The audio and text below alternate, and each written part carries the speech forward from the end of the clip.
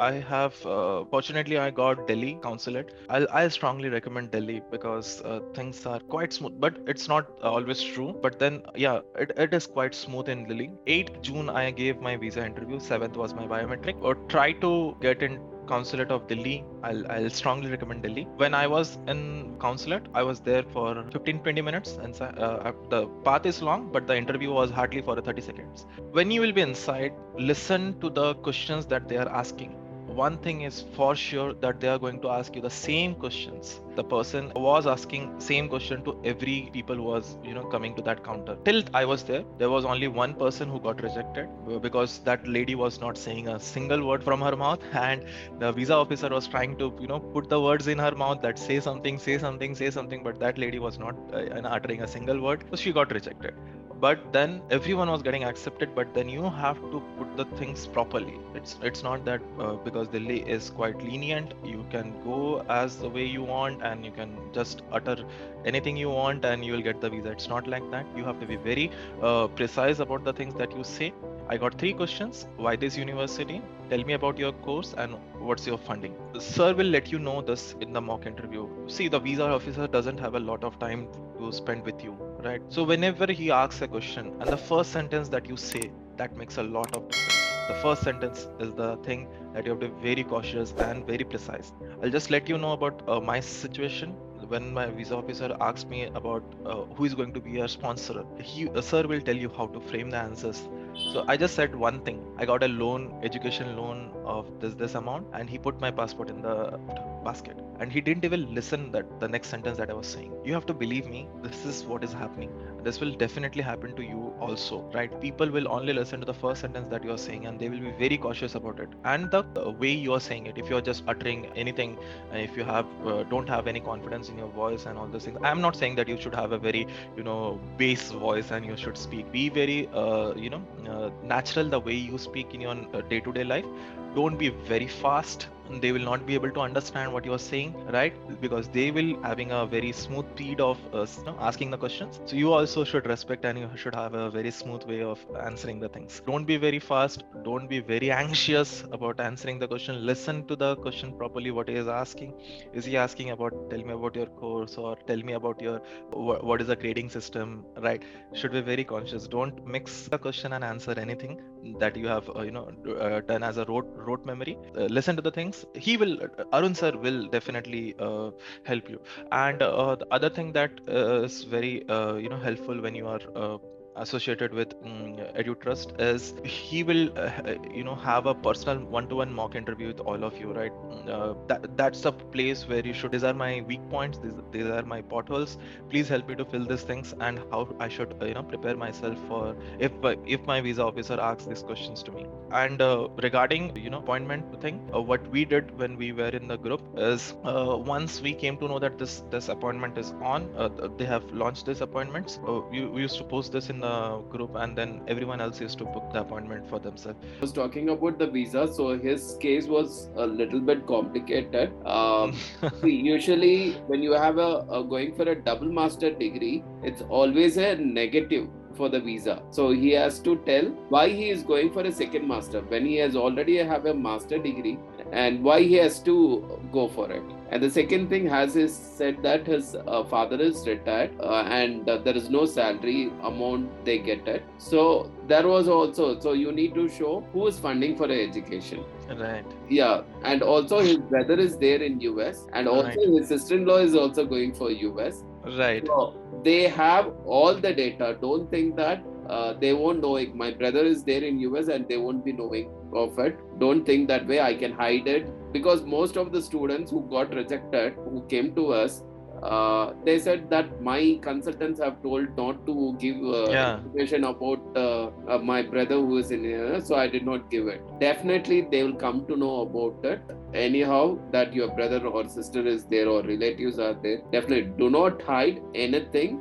when you are filling up your DS 160 form. As he mentioned, DS 160 is the form. We never do the DS 160 form for one single reason is we want you to do it because based on the DS 160 only, they are going to ask you a question. So whatever the you filled it, you will have something. If I'm going to fill it and you won't know it, as Sayanto said, his friend, that my consultant have filled it, I'm not aware what he has filled it. And also the second incident, one of the, I think I've told already, I'm not sure whether I've told, one of the student who went to a big brand consultancy and got a couple of rejections, and he came to us. I asked him to fill it the DS 160. So there is a process. He can retrieve the old thing and continue doing that one. And he said me in the sponsorship detail, what HDFC Credit. yeah, okay, you remember that. That is the best example I can give it to it. Give it to all. So in that, who is a sponsor? He has taken from HDFC Credila Bank. So in that, he has to write his parents is sponsoring, giving his father's name and all the details. Instead of that, consultant, what he did is he has filled HDFC Credila because HDFC Credila is giving a loan. She made he's a sponsor. They are not sponsoring free of education to this particular student. They are just a loan provider. And when I asked him what you have done this information, no sir, my counselor did it. I asked him whether you went for the same with application. Yes. So naturally they will go into that. They will think that not even this small application, if you're not able to fill that, how will you go and complete your master degree? That was the thought process they get. Exactly. I'll just share one more scenario with you people. There was a student who was supposed to come in this fall intake along with me. He was also from India. My program director, she connected me with him because he was facing a lot of issues. So when I came to know about him and he discussed all these things with me, I came to know that because of a small error in the DS 160, these people are rejecting his visa again and again. That's what I speculated. I don't know because once your visa get rejected, they will not be telling you the reason for it. But then when I was asking him that didn't you put your job experience in the DS 160, so he said that my counselor filled that DS 160 for me and I don't have any idea about this, and now I cannot do anything. And he got his visa rejected twice. Once in the month of I forgot. I think in the month of August he got rejection, and then again in the month of in the beginning of the September he got rejected again. Once this happened once in Mumbai. The first rejection was in Mumbai. The second rejection was in Chennai. You have to be very cautious about all these things, right? So sir will help you to fill. He will guide you. Then you have to fill your form. Then do not submit this. Sir will tell you that do not submit this, and be very cautious about this, because once you do the things and it's very difficult. I don't know about how to do the amendments, but I will suggest that don't go into all those things. Listen to his instruction properly, how to fill the DS 160s. Things are quite smooth until and unless you enter for your visa interview. You can have altogether a 180-degree flip from the things that you have already heard from the other people, right? You must have heard ki things are very seamless, it's very smooth. But yeah, sometimes things may go wrong, right? I'm not scaring you people. So if you want to not into those situation, and if you want to be happy when you're entering and you're confident that yes, I'm going to have a lot of practice my visa interviews, I'm very sure and confident that I'll crack this, you have to do a process. And that is, you have to go through the mock interviews that he's conducting. I'll be sharing a small incident that when I was appearing for my visa interview, before I was appearing for my visa interview, he used to personally call us and tell us, hey, why don't you join? Why don't you join?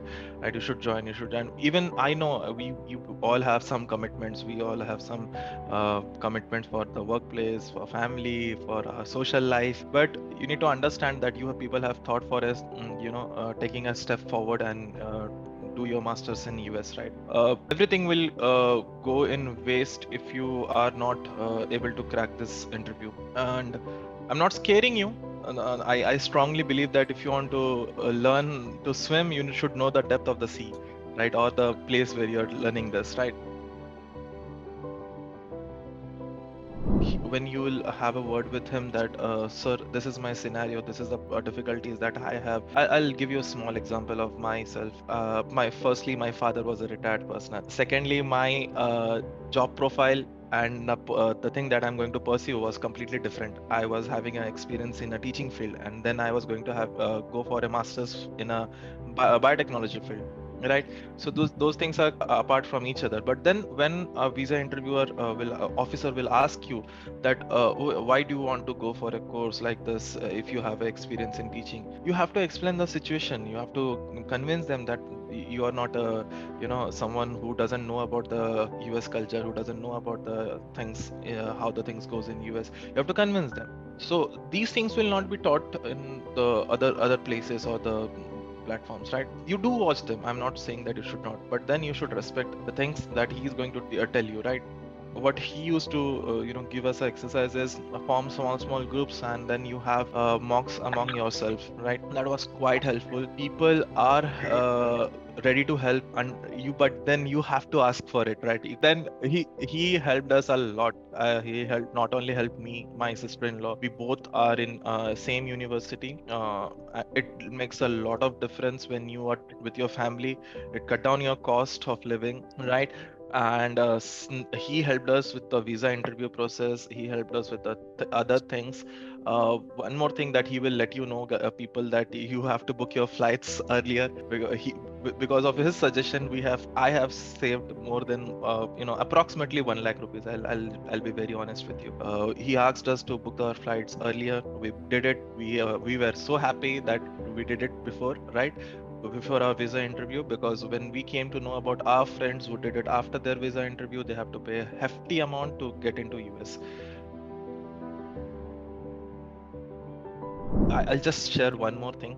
When I was at your place, and when I was attending someone else, visa experience interview, he said a very nice thing. I couldn't remember his name. He said that there is a word trust in EduTrust. So believe in this thing. I just want to end this with this quote.